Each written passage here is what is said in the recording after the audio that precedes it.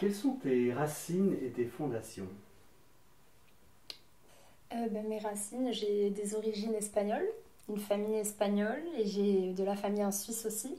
Et c'est vrai que sans eux, je n'aurais jamais pu accomplir tout ce que j'ai accompli aussi aujourd'hui.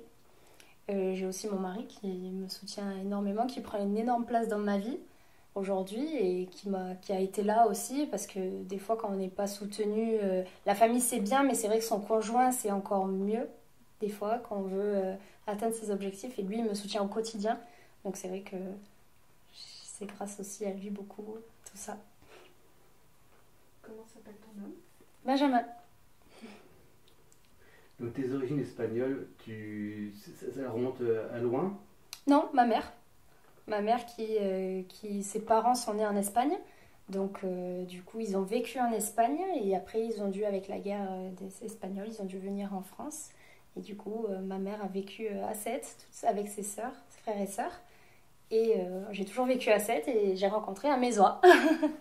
Donc je suis venue sur Metz. Alors, sur tes parents, qu'est-ce que tu peux nous dire de tes parents? Mes parents, ils ont vécu ensemble très longtemps. Après, il y a eu une séparation.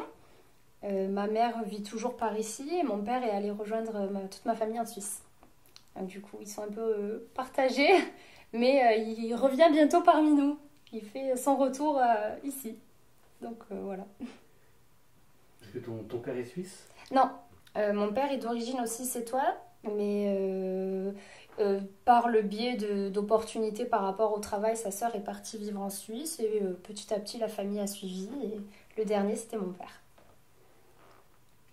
Qu'est-ce qu'ils font comme profession, tes parents?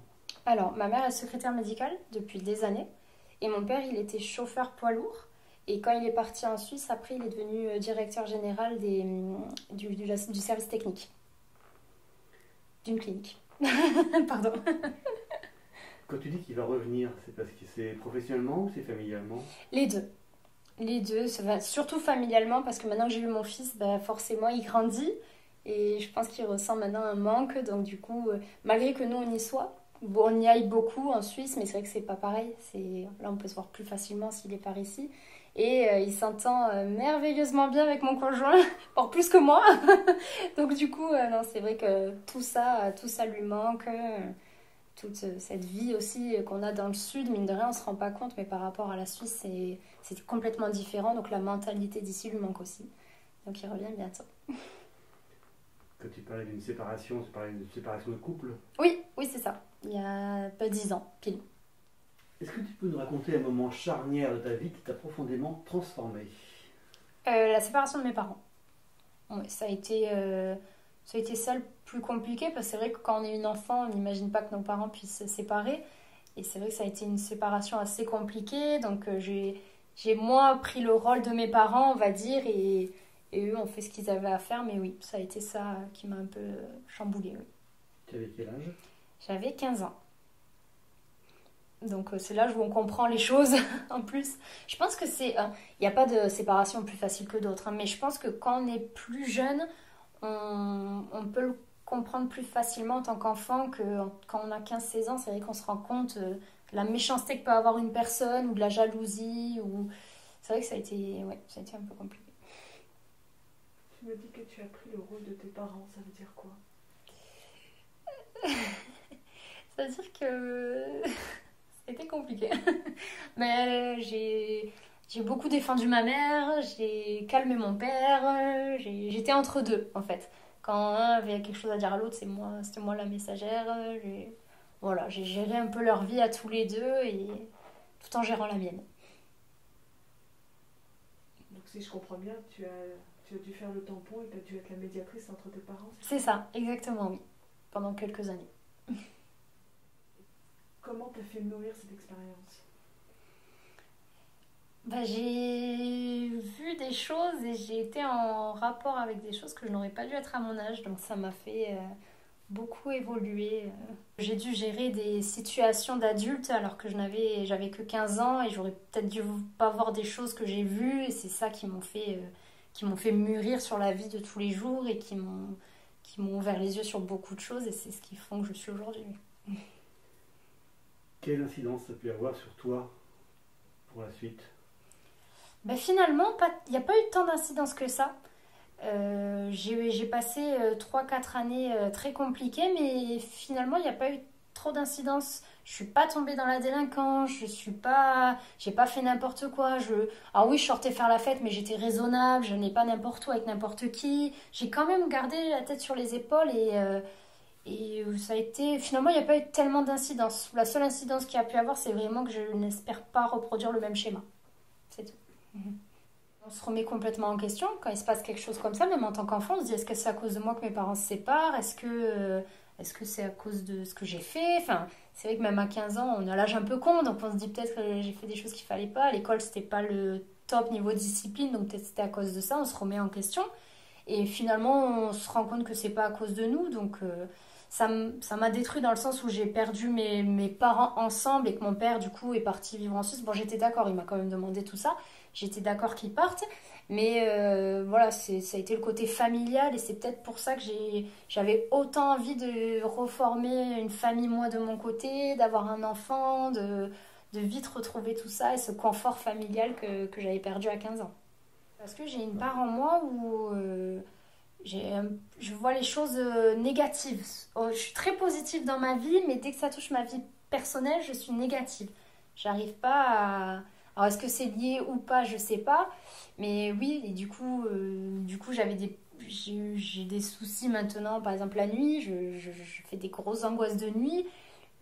Apparemment, ça se serait déclenché là. Est-ce que... Enfin, voilà, ça a engendré quelques petits soucis dans ma vie personnelle, oui, mais il n'y a rien de dramatique. Si je pouvais avoir un pouvoir et oublier cette période, je le ferais. Qu'est-ce que tu as appris de tes parents? Qu'est-ce que j'ai appris de mes parents? Déjà le respect. Déjà le respect, la conscience professionnelle aussi. C'est vrai que mes parents, c'est des bosseurs. Ils ont toujours bossé, ils ont toujours voulu s'en sortir pour leur famille, donc pour moi. Et c'est vrai que d'avoir grandi et baigné là-dedans, on a envie de reproduire pareil. Maintenant, surtout que j'ai un enfant, j'ai envie de reproduire pareil, donc voilà. Tu parles d'enfant, quel enfant tu étais toi? Horrible. J'étais horrible. Je comprends pourquoi mon fils aujourd'hui est comme ça. Non, j'étais très compliquée, enfant. J'étais très capricieuse, très... enfant unique, hein, malheureusement. On le dit souvent, mais enfant unique, je voulais tout. Voilà. Très compliqué.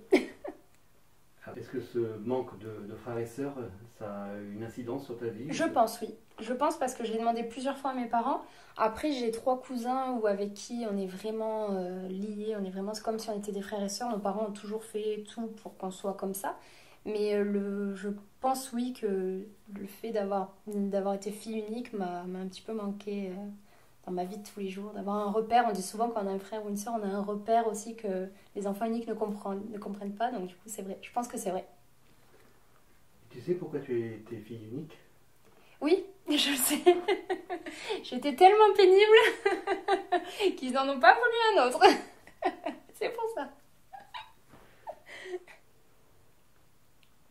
Quand tu étais petite, quels étaient tes rêves? Quels étaient mes rêves? Je voulais être danseuse professionnelle. C'était un rêve, je ne sais pas pourquoi. J'ai toujours aimé la danse, j'ai fait de la danse pendant des années et je voulais être danseuse professionnelle. Mais voilà, après, mes rêves... je me suis jamais trop posé la question, je crois, finalement. Enfant, non. J'ai ce souvenir de vouloir absolument être danseuse, danser avec les stars et tout ça, mais sinon, non, je me suis jamais trop posé la question. Tu suivais les cours de danse à 7, c'est ça? Oui, exactement, oui. Dans jusqu'à mes 16 ans. De mes 3 ans à mes 16 ans à peu près, j'étais dans une école de danse à 7, oui. Et cette envie ce petit rêve de devenir danseuse professionnelle, est-ce qu'il a été effleuré à un moment donné ou est-ce que c'est juste... Non, pas du tout. Moi, quand on faisait des galas, donc quand j'étais sur scène, je croyais que j'étais Beyoncé, mais sinon, non, pas du tout. En grandissant, je me suis rendu compte que c'était pas mes objectifs principaux.